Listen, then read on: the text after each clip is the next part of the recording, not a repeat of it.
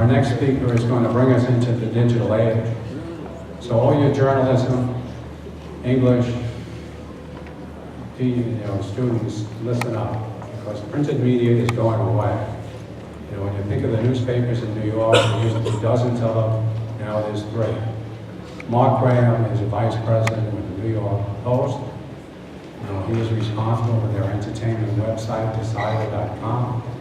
He has to get his arms around LifeWix, Amazon Prime, all these different Hulu, all these different media streaming sites. And you say, how do you do that? It's a very difficult thing to do, but he's what's happening. He knows what it's all about. He puts it all together, and he accomplishes all that, which is no mean feat. And in addition, he's the father of Max and Zach and my godchildren. So Mark, come up to everybody.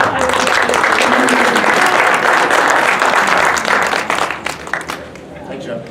Thanks, everybody. I'll keep this really quick for everybody, but as Joe said, my name is Mark Graham. I'm Vice President of Digital Strategy at the New York Post. As Joe alluded to, newspapers, as you might know, are a dying form of media.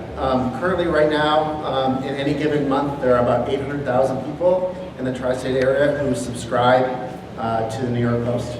On the other hand, people who visit NewYorkPost.com and my site, Decider.com, there are 60 million people a month who come through our sites. So there's,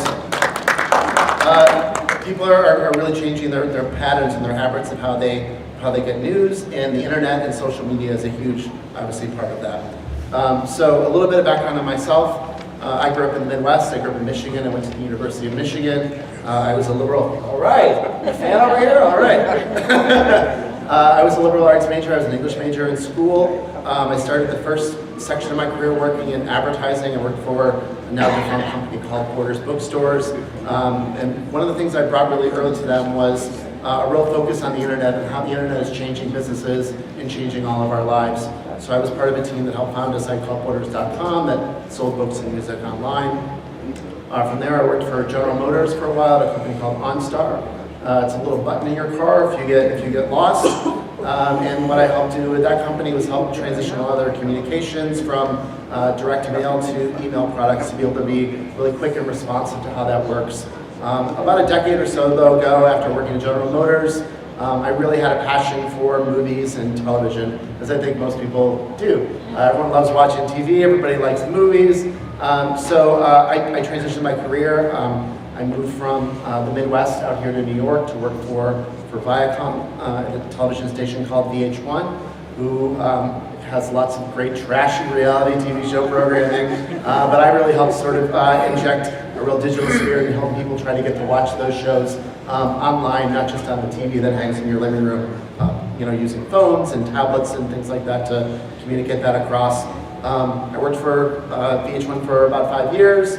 Worked for New York Magazine for a while, helping to sort of build that publication. Another one who used to be a weekly magazine, but it's now only gets printed every other week. But again, millions and millions of people go to their websites. I helped sort of form that group, and I came to the New York Post about, it'll be 4 years ago now in March, with an idea. The company had never really realized, or a lot of other media publications never realized, that a lot of people were watching shows on services like Netflix and Hulu and Amazon. Do any of you guys use any of those programs? Of course, right? And there's a lot of amazing programming on those networks, but it's really sort of hard to keep track as to what is on there, what's available to watch. You can go there and you sort of encounter so many titles that you run into what psychologists call the paradox of choice, which is when you have too many options, it makes it really hard to pick one. So that came in my website called Decider.com. We solve a problem. It's a very first world problem, but it's a problem nonetheless.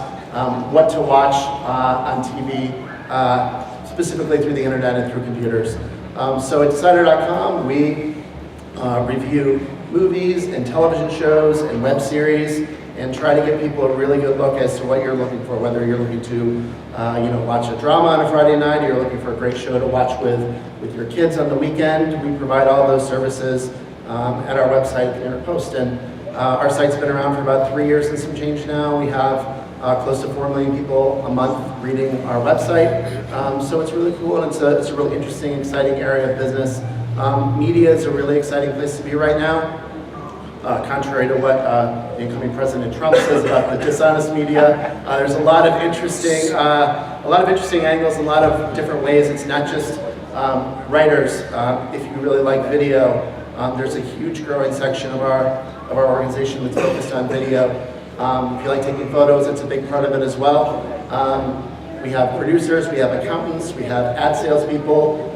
It's a really sort of really functional business across lots of different areas. So it's exciting, and again, thank you for your time. I really appreciate it.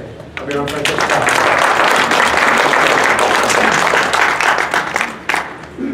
Well, a lot of exciting career opportunities and exciting people with their insights. I'd like them to stand now to get an ovation before we have the questions and answers.